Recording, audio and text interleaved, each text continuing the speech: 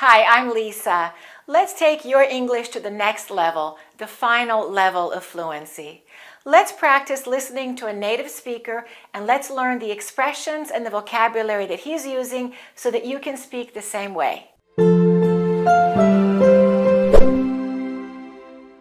This is part 2 of my conversation with Drake, where he talks about how living in Las Vegas is different from living in Los Angeles. We will learn the vocabulary and the expressions that he's using, and I will give you some other sample sentences so that you can use them in different contexts. And then at the end, I will give you a fill-in-the-blank quiz to see how many of the words and expressions you remember. Drake recently moved from Los Angeles to Las Vegas, and I asked him what it's like living in Las Vegas now. Let's listen to his answer, and then I will come back and I will teach you the vocabulary and the expressions he was using, and we will also talk about pronunciation. It's a lot different. Las Vegas is very laid back. People see on TV, like the Strip, they think a lot's going on. They picture it like all this, craziness. But in reality, the outskirts of Las Vegas are very normal. It's like any other small town in America, in the USA. It's, very laid back, reasonable prices, if you go to the grocery store, a bar, or, a restaurant, very normal prices there. You plan to buy a house in Vegas? Yeah.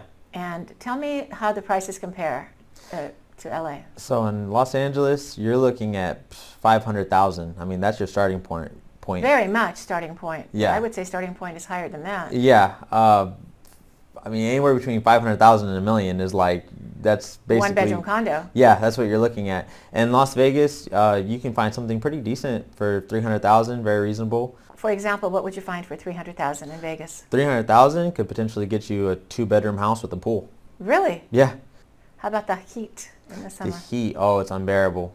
That's the only bad thing about it. So I grew up in northern Indiana. The cold is comparable to the heat. So how cold it is in the winter, in the summertime, Las Vegas heat is just as bad. Just as unbearable. Just as unbearable, yeah. It's 115 degrees some days, 120 degrees. It's so hot in Las Vegas that I have to go out and start my car and let the air conditioner run for 10 minutes before I get in the car and go somewhere. You're kidding. No, it's that bad. Otherwise, if you get in the car and start your air conditioner right away, it's just going to blow out hot air for the first 10 minutes that you're in there. Oof. Yeah. It's pretty rough. Wow. That's tough. Yeah. Well, it's good to see you in LA again. It's so good to see you. It's been a year, I think, since I've seen you. Yeah, I think so. Yeah. Okay, thank you. And by the way, make sure that you watch my playlist that I created with my videos with Drake. He teaches you a lot of different expressions. He's a really good teacher, and you will learn some slang words as well. And you can follow Drake on Instagram. His Instagram name is Drake Reyes 1. Let's look at the meaning of the noun, the Strip. Let's listen to the way Drake used it. People see on TV, the Strip, they think a lot's going on. Drake said that people see the Strip on TV and they think that a lot is going on. Drake was talking about the Las Vegas Strip. And a strip is a long, narrow area or stretch of land that is known for a particular activity. In this case, it's the Las Vegas Strip.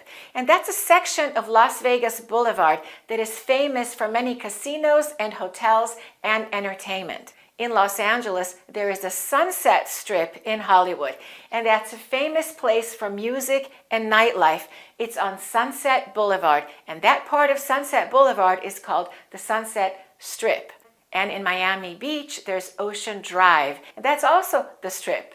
And in New Orleans, the famous strip is Bourbon Street, and it's famous for bars and nightlife. So if someone says, let's go to the Strip, everyone knows what you're talking about. It's that famous boulevard in Las Vegas. You know the meaning of the word picture when it's a noun, but Drake used to picture. He used it as a verb. Let's listen. They picture it like all this, craziness. Drake said, when people think of Las Vegas, they picture the Strip. They picture all the craziness. To picture something means to imagine something or to visualize something. And sometimes people say this. They say, picture this. And that means try to imagine this. Try to imagine this situation or this scenario. Can you picture it? We can say, this place is so different from how I imagined it. It's not how I pictured it. I can't picture that happening. I can't imagine it. Or we can say, what do you picture yourself doing when you retire? Let's listen to how some other people use the verb to picture.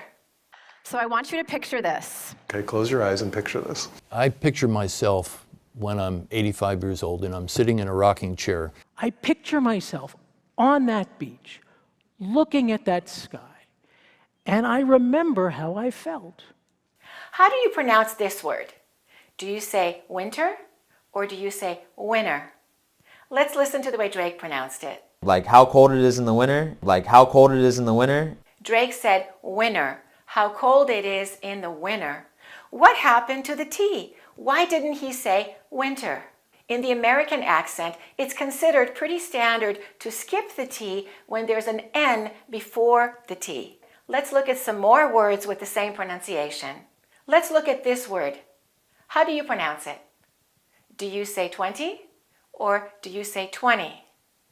Look at the pattern. There's an N, and then there's a T, and then there's a vowel sound.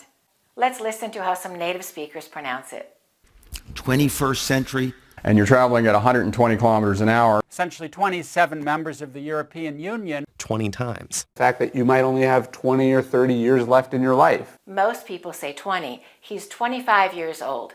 But sometimes people say 20 also. That's acceptable, but it's more common to drop the T. Let's look at some more words that follow that pattern. How do we say this word? Interview. I'm going on a job interview. How about the name of this city? Atlanta. Atlanta. How about this word? International. International. Plenty. I have plenty of time. Winter. It's very cold in the winter. Like how cold it is in the winter. Like how cold it is in the winter. And if you say it's very cold in the winter, that's okay too. But you will definitely hear native speakers dropping that T. If you would like to learn the rules of a good, clear American accent, make sure that you get my online course that teaches you all the rules that you need to know. It contains 7 hours of video instruction. You will learn all these little rules. Do you know the difference between an apartment and a condominium? I said condo, and that's short for condominium. Let's listen. I mean, anywhere between 500,000 and a million is like, that's basically... One-bedroom condo. Yeah, that's what you're looking at. I told Drake that for $500,000, the only thing a person can buy in Los Angeles is a one-bedroom condo. If you have a condo or condominium, you bought it. You are the owner. But if you have an apartment, you pay monthly rent to another person who is the owner. You can also pay a monthly payment for a condo because you got a loan from the bank. So you pay the bank each month. Do you know the word for the monthly payment that you pay the bank for your condo or for your house? This is the word. Do you know how to pronounce it? It's called a mortgage. Mortgage. The T is silent and the A is reduced. Let's say it together. Mortgage. Mortgage. My mortgage payments are high. So the payment for your apartment is called rent, and the payment for the house or the condo that you own is called mortgage. Let's look at the way Drake used the expression, it could get you. 300,000 could potentially get you a 2-bedroom house with a pool. Drake said $300,000 could potentially get you a 2-bedroom house with a pool. Let's look at the pronunciation of get plus you. A lot of people say it like this, get you. Get you, or you can say get you. So 2 options, get you. It could get you or it could get you. And that means you can buy it for that amount of money. For example, we can say, in Los Angeles, $300,000 can't get you anything, or it won't get you anything. $10,000 could get you a used car, and that means that's what you will be able to buy with the money. That's what the money will get you.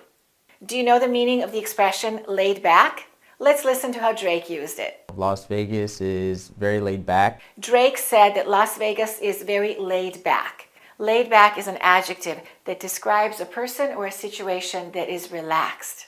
Someone who doesn't get upset or stressed easily. For For example, we can say, my boss is really laid back and doesn't get upset if we make mistakes. Or we can say, this place is laid back. He prefers to live a very laid back lifestyle. Do you know the meaning of the word outskirts?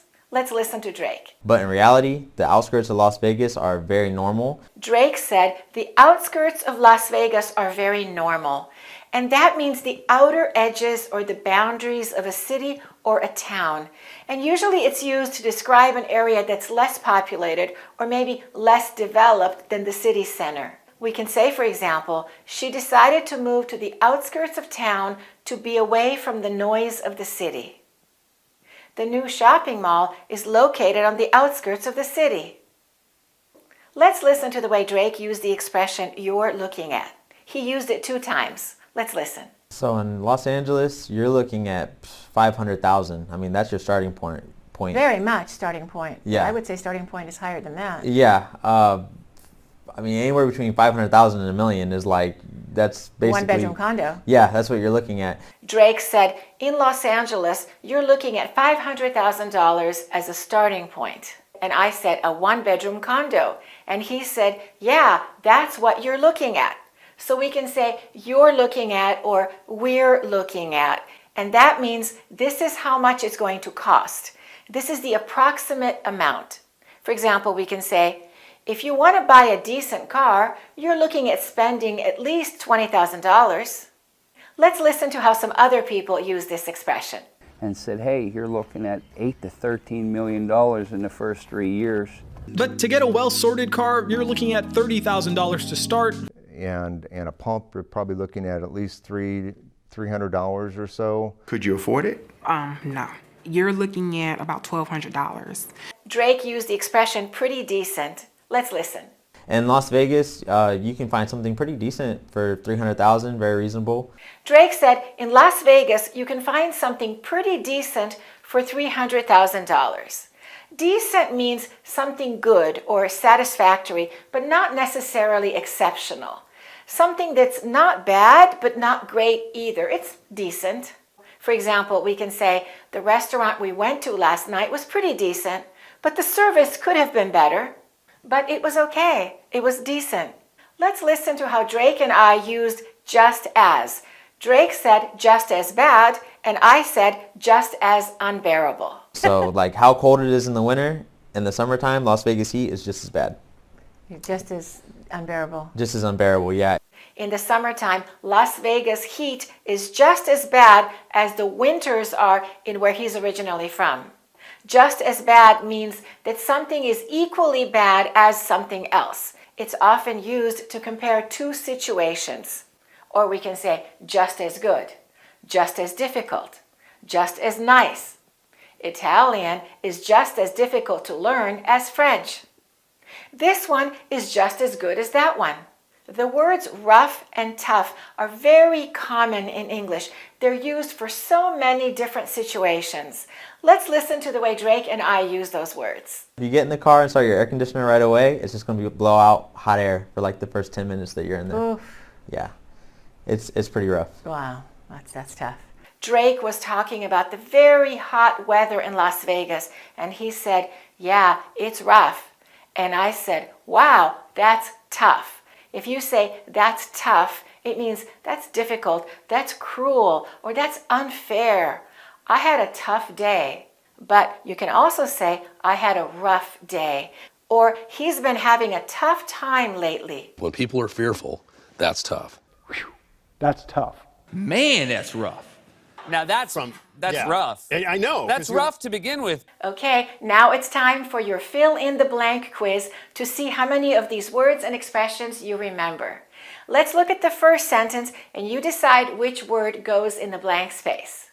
If you want to say that she lives just outside of the city, on the outer edges of the city, what can you say? She lives on the blank of the city. Do you remember the word?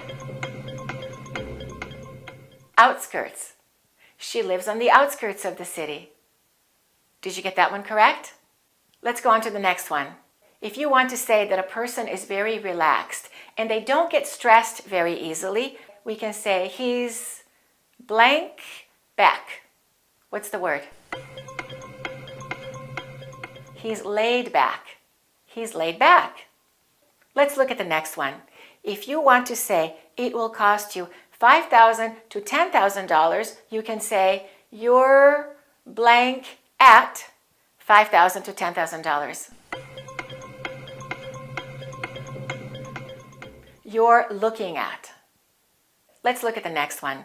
If you want to say that something is okay, it's not good, it's not bad, it's not fantastic, but it's okay, you can say it's pretty decent. Which two words can we use to say that something is difficult? It's challenging. We can say it's blank or it's blank. What are the two words?